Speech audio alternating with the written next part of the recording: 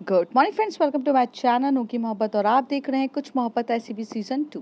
Last part में हमने देखा था कि जहां पर माया कन्फेस करती है जेसिका से कि शुभांगी वही है, जिस पे जेसिका ये कहती है कि अगर तुम शुभांगी हो तो तुमने मुझे बताया क्यों नहीं, और ये सारी बात तुमने मुझे पहले क्यों नहीं बताया। जिस पे माया कहती है मुझे लगा ये चीज़ बताना ज़रूरी नहीं है। अब उसके आगे तभी जेसिका बोलती है तुम्हें बताना तो चाहिए था ना, पर तुमने क्यों नहीं बताया।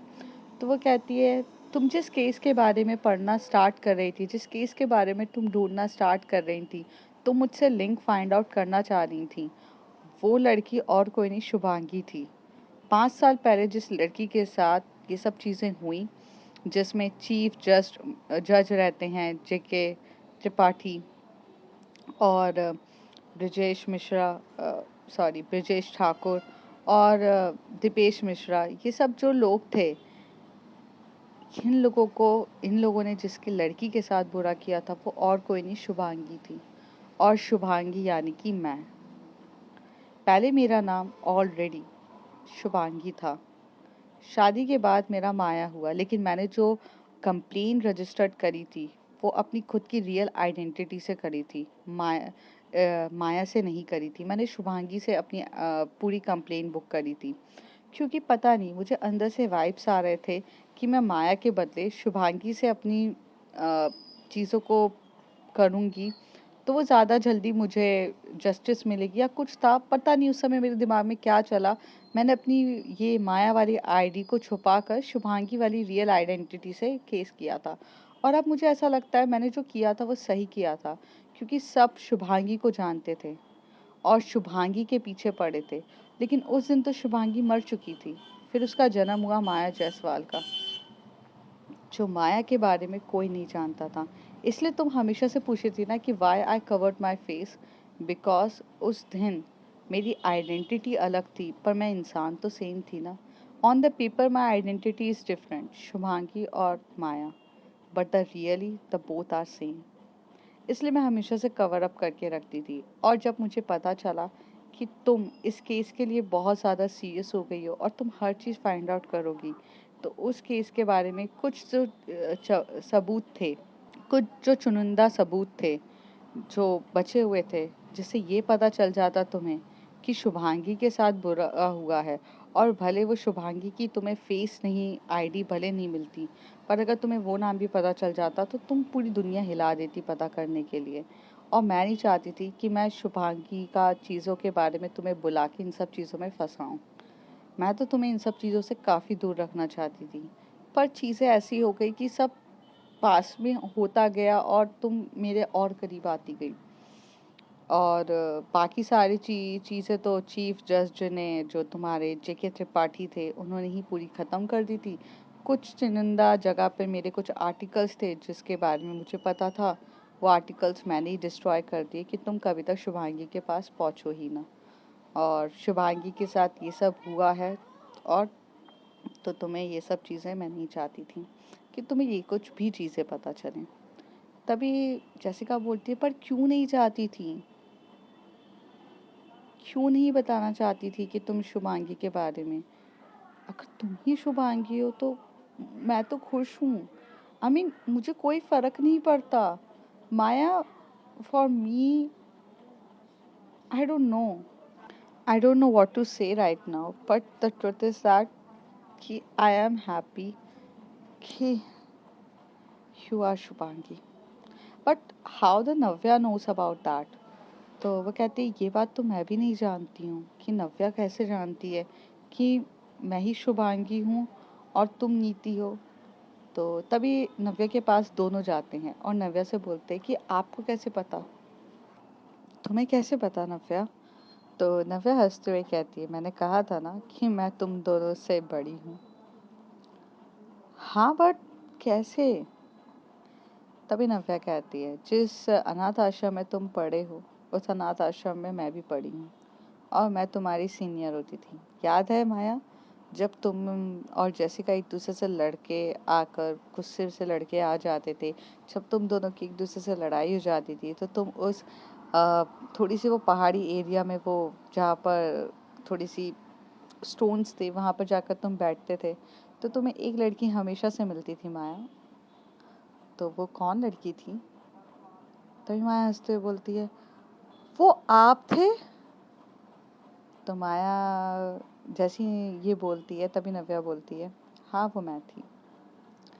सो माया, तुम मेरे लिए एक छोटी बहन की तरह थी, जो हमेशा से रोते हुए आकर या थोड़ा सा कुछ भी हो जाता था जेसिका के साथ कि ये हो गया वो हो गया, तुम आकर बैठती थी और मुझे आकर अपनी कहानी बताती थी कि ऐसा हो गया, जेसिका ने मेरे साथ ये किया। वो सब कुछ सुनने वाली और कोई नहीं, मैं ही थी। आप थे? फिर तुम्हें याद है जब तुमको किसी ने अडॉप्ट कर लिया था, तब तुम्हारे लिए तुमने मुझे लास्ट बार बाय बोला था और कहा था कि जेसिका का ध्यान रखना प्लीज़। तो जेसिका पे नज़र मेरी हमेशा से ही थी। जेसिका की रिस्पॉन्सिबिलिटी तुम मुझे देकर गई थी, तो मैं हमेशा से जेसिका पे ध्यान रखती थी। फिर धीरे धीरे मैं बहुत खुश हुई कि जेसिका को भी किसी ने मतलब अडॉप्ट नहीं, मीन्स लाइक उसको फादर मिले, उन्होंने जेसिका को पढ़ाई एजुकेशंस के लिए दिया।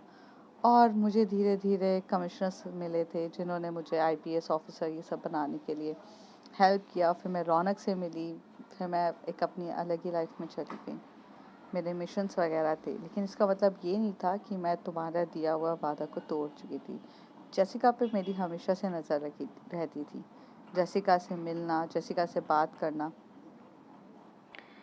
जेसिका पे तो था, पर मैं तुम्हें भी ढूंढना चाहती थी, बट मैं तुम्हें ढूंढ नहीं पाई। और इन दिनों जब तक मैं तुम्हारे पास आती, मैं अपने मिशंस पे कुछ ज़्यादा ही बिजी हो गई थी, क्योंकि मेरी सारी तैयारियां, पुलिस फोर्स, सब चीज़ों में बहुत ज़्यादा बिजी हो गई थी।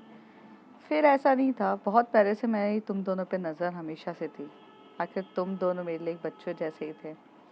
तो जब माया पूरे तरीके से टूट गई, फिर जब माया के साथ ये सब चीज़ें हुआ, ये सब चीज़ें भी मुझे पता थी। और उस समय मैं चाहती तो माया तुम्हारे पास आ सकती थी तुम्हारी हेल्प करने के लिए, लेकिन मैं नहीं आई। क्योंकि एक लड़की जब खुद टूट कर स्ट्रॉन्ग बनती है, तो वो जो अपना बदला खुद लेती है ना, तो वही बदला कामयाबी वाला होता है। अगर तुम्हारे लिए कोई और लड़ाई लड़ेगा तो वो नहीं होता। मैं तुम्हें वो टूटते हुए फिर तुम्हें उठते हुए देखना चाहती थी। तुम्हारे पे नज़र मेरी बहुत पहले से थी। इस 5 साल में तुम कहाँ थी, क्या कर रही थी, सब जानती थी मैं। याद है तुम्हें कि तुम्हारे साथ एक एक्सीडेंट हो गया था और एक्सीडेंट होते होते बचा था। एक बीच में एक कार आकर खड़ी हो गई थी, एक ट्रक और तुम्हारे बीच में एक तुम गाड़ी से जा रही थी और बीच में एक ट्रक था आगे और तुम्हारा ब्रेक फेल था, तो तुम्हें जो धक्का मार के मतलब तुम्हें जिसने साइड से तुम्हें कार मारी थी और जो तुम्हें एकदम कोने तक लेके तुम्हारी स्पीड को कंट्रोल किया था, वो किसकी कार थी, तुम्हें पता था? तो कहती है, नहीं मुझे नहीं पता था, वो थार थी और उसके कांच वगैरह सब लगे थे। तो वो कहती वो मैं थी, क्योंकि मेरी नज़र हमेशा से तुम पर डे वन से थी। तुम्हें जिसके अंडर तुमने ट्रेनिंग ली है, तुम जानती हो ना, तुमने अपने मार्शल आर्ट्स की सब चीज़ें जिससे सीखी है, वो कौन है? तो तभी माया कहती है, "आ, नहीं मुझे नहीं पता वो मास्टर कौन है।" तो कहती हैं, वो एक आईपीएस ऑफिसर रह चुके हैं और वो मेरे ही टीममेट थे, जिन्हें मैंने रिक्वेस्ट करी थी कि वो तुम्हें ट्रेन करें। So for me you are my little sister. और तुम्हारे लिए सब कुछ करने के लिए मैं डे वन से थी। जेसिका पे भी मेरी नज़र हमेशा से रहती थी और उसके वो अच्छा खासा अपने लाइफ में बिजी थी, मीडिया लाइन में थी।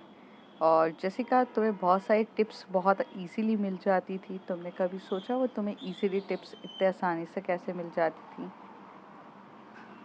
तो जेसिका बोलती नहीं, तुम्हारे तक वो टिप पहुंचाने वाला और कोई नहीं, मेरे ही लोग रहते थे। तो ये सब चीज़ें होती थी और मैं 5 साल से तुम लोगों पे हमेशा से नज़र रखी हूँ। पर फ्रंट में अब मैं इसलिए आई हूँ क्योंकि अमृता ने मुझे बुलाया था और ये बात सिर्फ और सिर्फ अमृता जानती थी।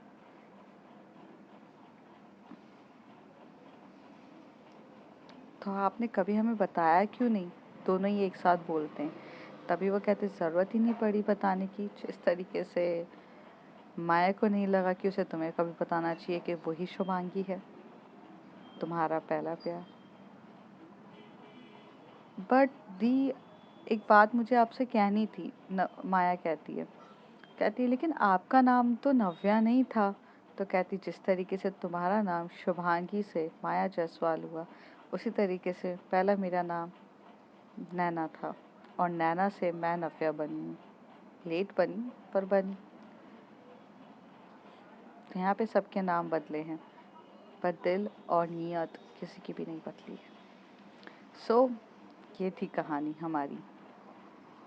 अब अगर हम सब चीज़ें शॉर्ट आउट हो चुकी है, तो मुझे ऐसा लगता है कि अब हमें मिलकर प्लान्स के बारे में सोचना चाहिए, क्योंकि जयदेव मिश्रा बहुत बड़ी एंटिटी है, और वो इतनी पावरफुल एंटिटी को यहाँ पर लेकर आना बहुत मुश्किल काम है। अभी तक हमने नहीं, तुम लोगों ने सिर्फ और सिर्फ रघु को मारा है, पर रघु को मारने से कुछ भी हासिल नहीं हुआ, क्योंकि रघु के बदले अब वहाँ पर कोई और बंदा आ चुका है जो एक छोटे लेवल पे था। तो छोटे लेवल को मारोगे तो कोई मतलब नहीं है। तभी वहाँ से आलिया आती है और नव्या के कंधे पे हाथ रखकर बोलती, छोटे एंटिटी को मारोगे, मतलब बड़ी मछली मरेगी तभी तो मज़ा आएगा, छोटी छोटी मछलियों को मार रहे हो यार, कोई मतलब नहीं है। तो वो कहते, तो फिर क्या करना है? तो कहती, कुछ नहीं, सबसे बड़ी चीज़ है कि हमें सबसे पावरफुल इंसान को अगर मारना है तो वो हमें अली को मारना पड़ेगा। अली लेफ्ट हैंड है जयदेव मिश्रा का। और तो फिर माया कहती, ये काम कौन करेगा? ये काम कोई और नहीं, सिर्फ आलिया करेगी। आलिया को बहुत अच्छे से पता है कि ये सारी चीज़ों के लिए कैसे करना है। आलिया हंसते हुए कहती है, बस इस ड्यूरेशन में तुम्हें बस एक काम करना है। तो वो कहती है, माया पूछती है और जेसिका एकदम से पूछती है, क्या? कहती, मेरे बच्चों को संभालना है, मेरे बच्चों को अच्छे से संभालो। काम, मेरी एनी को कोई प्रॉब्लम नहीं होनी चाहिए, क्योंकि उन ड्यूरेशन से अगर मैं ये काम करने जाऊंगी तो ज़रूरत है, और बाकी चीज़ों के लिए मुझे तुम लोगों की ज़रूरत नहीं है। तो नव्या ऐसे बोलती है, आलिया तो कहती है, अरे यार मजाक कर रही हूँ, थोड़ा सा सीरियस मत हो। गाइस, मुझे तुम लोगों से सिर्फ कोऑर्डिनेशंस की हेल्प चाहिए, बाकी सारा काम वो मैं करूँगी। अली को कैसे ख़त्म करना है, क्या करना है, कितने शार्प माइंडेड है, उसकी क्या वीकनेस है, उसकी क्या स्ट्रेंथ है, वो सब मेरी हैडिक है, वो सब मेरा है। तभी नव्या कहती है, शी इज़ ऑलरेडी ट्रेंड, वो कर लेगी सब कुछ। बट हाँ, उसका एक बहुत बड़ी वीकनेस है कि उसकी एनी को कुछ नहीं होना चाहिए, एनी और उसके बच्चों का ध्यान तुम्हें रखना पड़ेगा। तो वो कहती है, तो नव्या तुम? कहती है, मैं खुद आलिया के साथ जाऊंगी। आलिया, मैं और जॉश, हम तीनों जाएंगे, क्योंकि ये मिशन को हैंडल करने के लिए हम तीन ही करते हैं। बाकी तुम लोग घर पे रहोगे और कोऑर्डिनेशंस होगी जैसे हमें करवानी है, ठीक है? बाकी सब घर पे रहेंगे। और तब ये अमृता बोलती है, व्हाट अबाउट माय रोल? तो कहती है, yes your role is very good, तुम मेरे साथ चल रही हो। तो कहती है, या आई एम रेडी। तभी नंदिता कहती है, मुझे नहीं लेके जाओगे? तो वो कहती है, हाँ तुम भी चलो, कोई इशू नहीं है। तो माया बोलती, नंदिता का क्या काम? तो वो बोलती, हाँ नंदिता का काम है ना, नंदिता को एक्चुअल में हैक करने आते हैं ना चीज़ें, तो सीसीटीवी कैमरास को हैक करने के लिए एक हैकर का भी काम हो जाएगा, क्योंकि उस ड्यूरेशन में तो मैं अगर ये काम करूँगी तो मैं हैक नहीं कर सकती ना। तो कहती है, हाँ ठीक है, मैं चलने के लिए तैयार हूँ, बाकी तुम सब लोग यहीं पर रुकोगे और कोई नहीं जाएगा। सो इन दिस वे ये लोग डिसाइड करते हैं। हाँ तो ठीक है, फिर हम कल सब लोग निकलते हैं, नव्या कहती है। तभी माया कहती है, कल ही तुम लोग सब निकल जाओगे? तभी नव्या कहती है कि हाँ माया, क्योंकि हमारे पास ज़्यादा टाइम नहीं है, जितनी जल्दी हम चीज़ों को काम पे लेंगे तभी हो पाएगा, वरना एक रघु के मारने से कुछ नहीं होगा। अगर रघु मर भी गया है तो उसके बदले उसका रिप्लेसमेंट इन लोगों ने ढूंढ लिया है, पर अगर अली को कुछ हुआ तो जयदेव मिश्रा हिलेगा, और जब जयदेव मिश्रा हिलेगा तो कुछ ना कुछ ऐसा कदम ज़रूर उठाएगा जिससे हमारे लिए आगे जाके बहुत सारी चीज़ें फ़ायदेमंद होगी, और उसको हमें ध्यान में रखकर चीज़ें करनी हैं। तो माया कहती है, पर कल ही निकलना ज़रूरी है, डे आफ्टर टुमारो भी तो निकल सकते हैं। सब लोग देख के बोलते हैं, क्यों? माया यहाँ रुकना? कहती है कि थोड़ा टाइम हम साथ में बिता सकते हैं क्या, सिर्फ कल का दिन और। तभी वहाँ से एकदम से जेसिका को नोटिफिकेशंस आती है और जेसिका एकदम से नोटिफिकेशन में बताती है कि मेरे सोर्सेज से ये पता चला है कि अली एक बहुत बड़ी डील करने वाला है चेन्नई में, क्योंकि चेन्नई में एक्चुअल में रघु के पीछे जो मैंने लोग लगाए थे पता करने के लिए, उसे मैंने ये कहा था कि मुझे जयदेव मिश्रा से रिलेटेड सारी इन्फॉर्मेशन चाहिए। और जब जयदेव मिश्रा से रिलेटेड इन्फॉर्मेशन है तो उसने मुझे बताया कि अली एक बहुत बड़ी डील करने वाला है फॉरेनर से। So now the something is different. Navya माई की तरफ देखती है, स्वीट हार्ट, अगर हम इस मिशन में कामयाब हुए तो एक ग्रैंड पार्टी मेरी तरफ से होगी, पर अभी निकलना बहुत ज़्यादा ज़रूरी है, क्योंकि धीरे धीरे अगर हमने कोशिश करी तो ये लोग तो दीमक की तरह हैं जो देशों खा जाएंगे। और दीमक बहुत दिखती नहीं है पर बहुत तेज़ी से अपना काम स्टार्ट कर देती है। वही क्रिमिनल भी दीमक की तरह हैं जो दिख नहीं रहे हैं, पर ये बहुत तेज़ी से अपना काम करके हमारे देश को खोखला कर रहे हैं, और मैं नहीं चाहती हूँ। और फ़र्ज़ और घर के बीच में हमेशा से फ़र्ज़ को पहले चुना है हमने। क्यों आलिया? तो कहती हैं हाँ माया, तुम डोंट वरी, वैसे हम कल सब के सब निकल रहे हैं मुंबई के लिए, so I think everyone will be okay. तो वहाँ पे सब लोग बोलते हैं हाँ एवरीथिंग इज़ फाइन। तो चलिए आज रात तो तुम इतने सैड मत रहो, चलो पार्टी वार्टी करते हैं, चलो। फिर सब के सब वहाँ बैठ जाते हैं, रात का टाइम रहता है, सब कर रहे थे, लेकिन जो माया रहती है वो बहुत ज़्यादा टेंस हो चुकी रहती है, उसको बहुत अजीब सी घबराहट हो रही रहती है, उसे कुछ ठीक नहीं लग रहा रहता है। तभी वो जेसिका के पास से आके बोलती है, Jessica I am not feeling good, I am not getting a good vibe. तो जेसिका बोलती है चलो हम थोड़ा वॉक पे चलेंगे तो बेटर फील करेंगे। तो जेसिका और माया जो रहते हैं थोड़ा वॉक पे चले जाते हैं। तभी वहाँ से वॉक करते हुए जेसिका जो होती है माया का हाथ पकड़ते हुए कहती है, क्यों क्या हो गया तुम्हें, किस चीज़ के लिए वाइब्स अच्छी नहीं आ रही है? तो कहती है पता नहीं, कभी कभार ऐसी घबराहट मुझे होने लगती है, ऐसा लगता है कि समथिंग कुछ हाथ से निकल रहा है मेरे, और मैं ये हाथ से समेट नहीं पा रही हूँ। पता है लास्ट टाइम ये वाइब्स मुझे कब आई थी? जब जेसिका मैं और तुम अलग हुए थे, जब शुभांगी ने नीति को खोया था।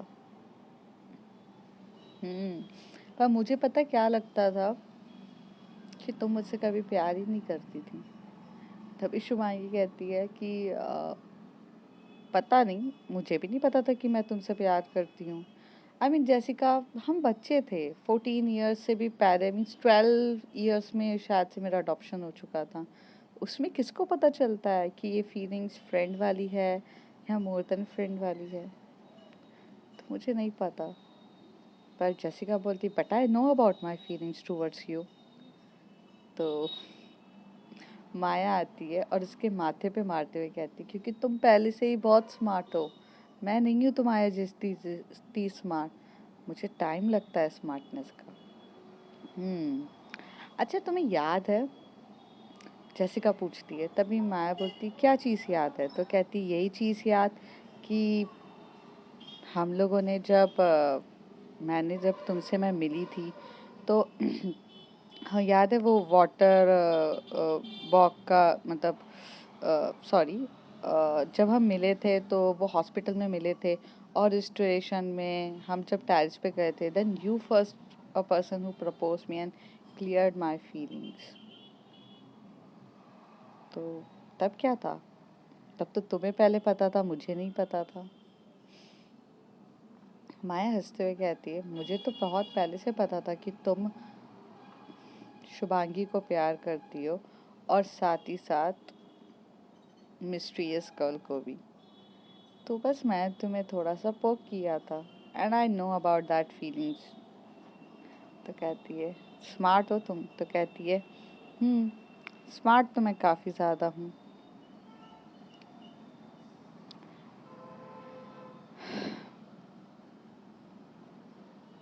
पर अभी भी मुझे घबराहट हो रही है। I know all your this topics are just to distract me, but seriously मुझे कुछ घबराहट हो रही है। जेसिका उसे हक करते हुए बोलती है nothing is going to be wrong, nothing. और ये घबराहट से कुछ नहीं होता, मैं तुम्हारे साथ ऑल टाइम हूँ, कुछ भी नहीं होगा। थोड़ा सा ठंडी ठंडी हवा में बैठेंगे तो हम कुछ बेटर फील करेंगे। माया और जेसिका को थोड़ा सा अलग एटमॉस्फेयर भी चाहिए रहता है, थोड़ा खुद के लिए भी। और जाहिर सी बात है कि जो जेसिका रहती है वो माया को बहुत अच्छे से कंसोल कर रही रहती है कि आखिर वो उसकी गर्लफ्रेंड रहती है। दूसरी तरफ जो नव्या रहती है उसके पास रिया आकर बोलती है कि तुम फिर से मिशन में जा रही हो, तुमने तो मुझसे वादा किया था कि ये आ, कुछ वक्त तुम मेरे साथ बिताओगी। तभी नव्या उसी तरफ देख के बोलती है आई एम सॉरी, वो थोड़ा सा है। तो कहते हैं इट्स ओके, बट जहाँ पर भी जाओ मेरे लिए शॉपिंग करना मत भूलना। तो वो हंसते हुए बोलती है तुम्हें किस चीज़ की कमी है रिया, तुम खुद भी तो पूरी तरीके से शॉपिंग कर सकती हो। तभी रिया एकदम से नव्या के में जो लैपटॉप होता है उसको साइड में रखती है और खुद उसके ऊपर बैठ के बोलती है, और सभी ये चीज़ लोग देख रहे रहते हैं। तभी वो लैप पे बैठती है और कहती है कि देखो, वो क्या है ना, खरीदने को तो मैं पूरी जन्नत खरीद लूँ, इतनी चीज़ों के लिए मेरी वाइफ ने मुझे दे के रखी है आज़ादी, और इतना पैसा भी दे के रखा है कि हाँ मुझे जो पसंद आए मैं खरीद सकती हूँ। बट खुद से खरीदना और एक अपनी वाइफ ला कर दे, उसका मज़ा ही कुछ और होता है। अगर तुम मेरे लिए वहाँ से आते टाइम एक चॉकलेट भी लेकर आओगी ना, माय डियर सेक्सी वाइफी, वो मेरे लिए ज़्यादा वैल्यूएबल होगी other than I purchases a lots of dresses, sandals, bags, goods, everything for me. समझ में आया?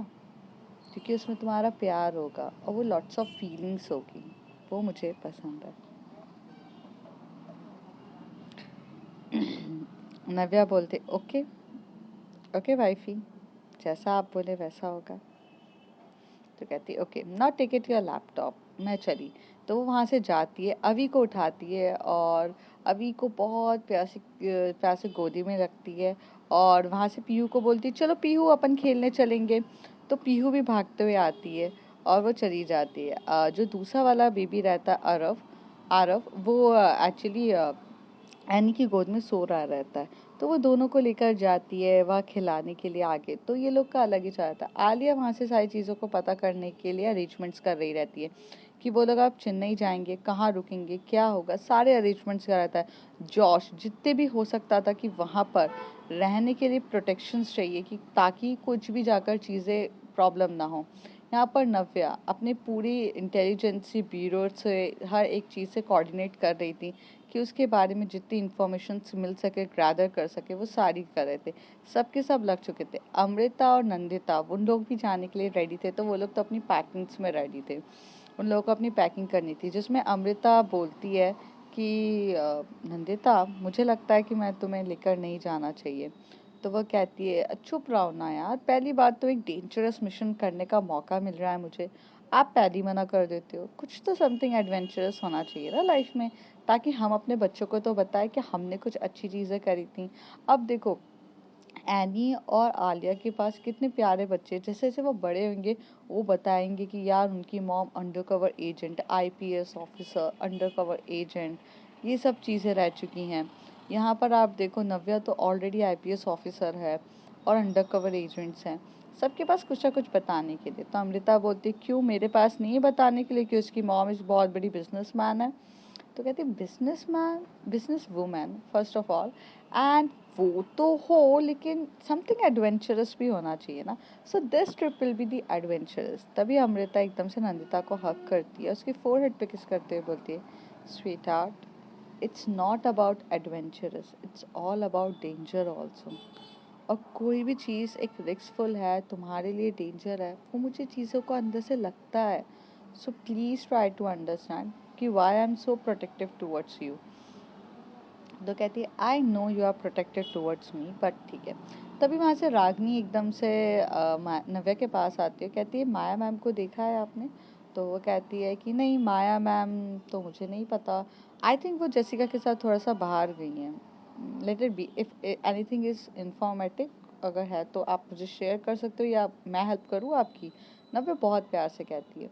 तभी रागनी बोलती है कि कुछ नहीं, बस ये चीज़ें उन्होंने मुझे बोला था कि जो अली है उसकी टीम्स कितनी हैं और कितने लोगों की उसकी है, वो चीज़ें मैं यहाँ से इतना फाइंड आउट कर चुकी हूँ। वो लैपटॉप लेके नव्या के साइड में बैठती है। नव्या बोलती है हाँ तो इसमें से अली कौन है मुझे नहीं पता। तभी नव्या पॉइंट आउट करके बोलती है कि ये जो बंदा है ये अली है, यही इस टीम का लीडर है। लेकिन सबसे बड़ी खासियत पता है क्या है इस अली की? ये आम लोगों की तरह भी रहता है, और ये आम लोगों की तरह रहकर कब क्या कर दे किसी को कुछ नहीं पता है। लोग, मैं तुम्हें अली की अदर फोटोज़ दिखाती हूँ। फिर वो अली की बहुत सारी फ़ोटोज़ दिखाती हैं, जिसमें दिखाती हैं कि ये देखो, ये इस लड़के को पहचानोगे आप? तो कहती नहीं, ये तो बहुत डिफरेंट पर्सन दिख रहा है। तो कहती ये अली है, जावेद जयदेव मिश्रा का ही। तो कहती है ये कैसे, ये तो थोड़ा लुक डिफरेंस है। तो कहता है ये देखो, ये इसका मेकअप आर्टिस्ट है, ये मेकअप आर्टिस्ट है। वो मतलब सबकी फ़ोटोज़ दिखा रही थी, और वो पूरी रागनी को बताती है कि जो अली रहता है वो मल्टीपल पर्सनालिटी चेंज कर करके अपनी डीलिंग करता है लोगों के साथ। और तो अली तक पहुंचना बहुत मुश्किल काम है, क्योंकि रियल फेस उसका क्या है ये अभी तक कोई नहीं जान पाया। और अगर उस तक रियल फेस पर पहुंचना है तो उसे इस तरीके से कैप्चर करना पड़ेगा जो कभी किसी ने सोचा भी नहीं होगा। तो अब तो बहुत बड़ा इन लोगों के ऊपर टास्क रहता है कि रियल अली को निकालना, जो ओरिजिनली दिखता कैसे, ये कैसे पता करेंगे। पता चला किसी और को मार दिया, और अगर किसी मतलब डायरेक्ट अगर आप एक राजा को मारो तो सिपाही ऑलरेडी आपके सामने पैर रख देते, लेकिन अगर एक सिपाही को मारो तो राजा पूरे इंस्ट्रक्शन देकर वो इंसान को ख़त्म करने के लिए तैयार हो जाता है। तो यहाँ पर इन लोगों के ऊपर यही टास्क रहता है कि इनको डायरेक्ट अगर किसी को मारना है तो सिर्फ और सिर्फ अली को डायरेक्ट मारना है, ताकि अली को जैसी मारेंगे ना, सारा जो चुन्नू मुन्नू लोगों को मारने वाला काम नहीं होगा। और प्रॉब्लम ये थी कि अली को आइडेंटिफाई करना बहुत मुश्किल है। तो जब रागनी ये सारी बातें सुनती है तो रागनी बोलती है कि फिर तो नव्या बहुत मुश्किल है। तो कहती कुछ भी चीज़ इसी थोड़ी ना होती है। तो आप लोग कैसे करोगे फिर? आई मीन हम लोग चले क्या आपके साथ? तो कहते हैं इस मिशन के लिए अगर ज़्यादा से ज़्यादा लोग भी मैं गैदर कर दूँ तो मिशन सक्सेसफुल होने की नहीं है चांसेस। मतलब यहाँ पे क्वांटिटी नहीं चाहिए, क्वालिटी चाहिए। यहाँ पे एक ही बंदा सारे काम करे वो बेटर है, मल्टीटास्किंग वाला बंदा चाहिए। और जो आलिया करेगी, आलिया इन सब चीज़ों में काफ़ी बेटर है। वो इन लोगों के बीच में जाएगी और इन लोगों के बीच में जाकर रहेगी, और वो ये सारी चीज़ें खुद पता कर लेगी, और जब उसे मौका मिलेगा तो वही अली को ख़त्म भी कर देगी। तभी रागिनी एकदम से बोलती है, are you sure ma'am, Alia ma'am जाएंगी? Ma'am do you know that कि उनके चंगुल में घुसना बहुत मुश्किल वाला काम है, और वो अंदर कैसे जाएंगी? अब यही तो बात है, अगर गैंग तक जाना है तो गैंग का हिस्सा भी बनना पड़ता है, क्योंकि बिना हिस्सा बने आप किसी भी चीज़ को कैसे ख़त्म करोगे। अभिमन्यु को भी चक्रव्यूह तोड़ने के लिए अंदर तो जाना पड़ा था ना, वो बात है। फिर रागिनी बोलती वो बात अलग है कि वो चक्रव्यूह से नहीं निकल पाया, और आलिया मैम इतने कठिन मिशन में आप उनको ऐसे अकेले नहीं डाल सकते। आलिया जाएगी भी और बाहर भी निकलेगी, और अगर नहीं निकलेगी तो नव्या उसे निकाल के लाएगी।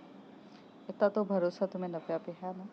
तो कहती है मैम बहुत ज़्यादा भरोसा है।